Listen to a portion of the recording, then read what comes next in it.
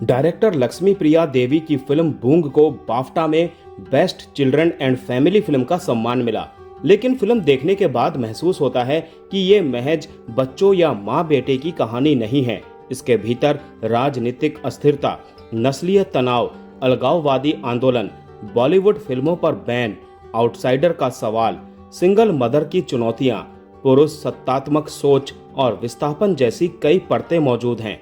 खास बात यह है कि यह सारे मुद्दे किसी शोर शराबे या भाषणबाजी के बिना एक सच्ची और सरल कहानी के साथ धीरे धीरे परत दर परत खुलते जाते हैं और तमाम विडंबनाओं और विषमताओं के बावजूद फिल्म अपनी मासूमियत और संवेदनशीलता को बनाए रखती है। कहानी मणिपुर के इम्फाल में रहने वाले नटखट लेकिन संवेदनशील लड़के बूंग उर्फ ब्रिजेंदो की है, जो अपनी सिंगल मदर मंदाकिनी के साथ रहता है। बूंग अपनी मां से बेहद प्यार करता है और उनके अकेलेपन को गहराई से महसूस करता है। उसके पिता एल जॉय कुमार कई साल पहले फर्नीचर का काम करने की बात कहकर घर से गए थे और फिर उन्होंने पलटकर उनकी सुध नहीं ली। एक दिन उनके मरने की खबर आती है, लेकिन मंदाकिनी इस बात को मानने से साफ इनकार कर देती है और बूंग को भरोसा दिलाती है कि उसके पिता अभी भी जिंदा हैं। बूंग को लगता है कि एक बार अगर वो अपने पिता की घर वापसी करने में कामयाब रहा तो उनके जीवन में सब कुछ ठीक हो जाएगा। अब बूंग ठान लेता है कि वो अपने पिता को ढूंढकर घर वापस लाएगा।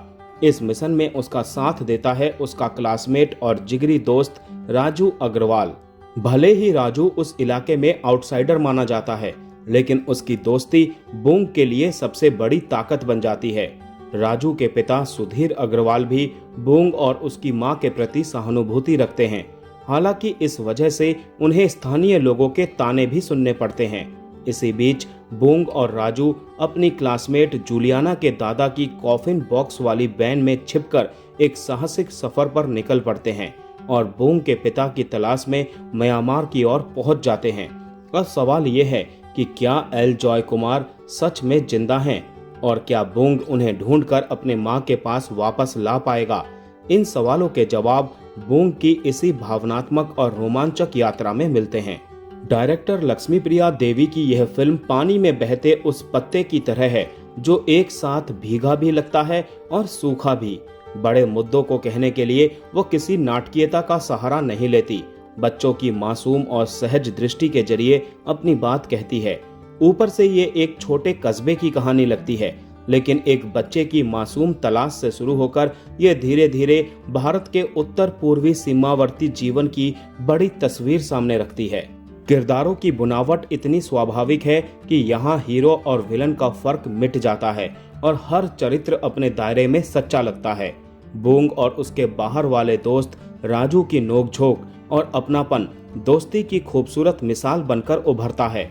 वहीं अंतिम संस्कार में जुटी सफेद साड़ियों के बीच आत्मनिर्भर मंदाकिनी का सज धज कर आना और ये ऐलान करना कि वो थोपे गए वैधव्य को स्वीकार नहीं करेगी, पितृसत्तात्मक सोच को चुनौती देने के साथ वुमन एम्पावरमेंट का सशक्त सीन बन जाता है।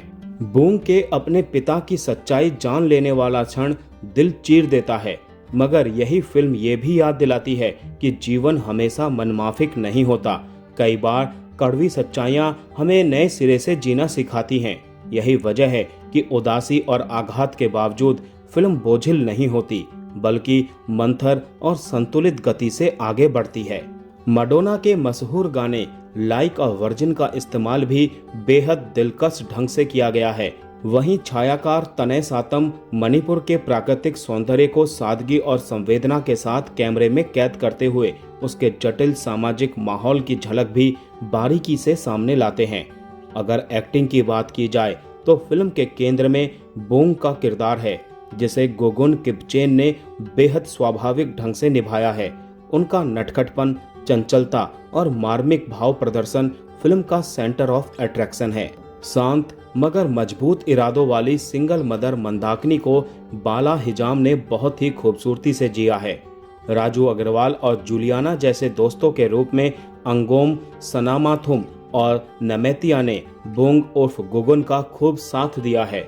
उनकी आपसी नोकझोंक मजेदार है। बाहर वाले के रूप में विक्रम कोचर यादगार रहे हैं। सिंगर जेजे के छोटे से रोल में जेनी खुरई प्रभाव छोड़ती है और हामौम सदानंदा की भी संक्षिप्त उपस्थिति याद रहती है। बाकी कलाकारों ने भी अपने अपने हिस्से को ईमानदारी से निभाने की कोशिश की है। इस फिल्म को मिस ना करने का एक भी कारण नहीं है। मस्ट वॉच मूवी है बूंग।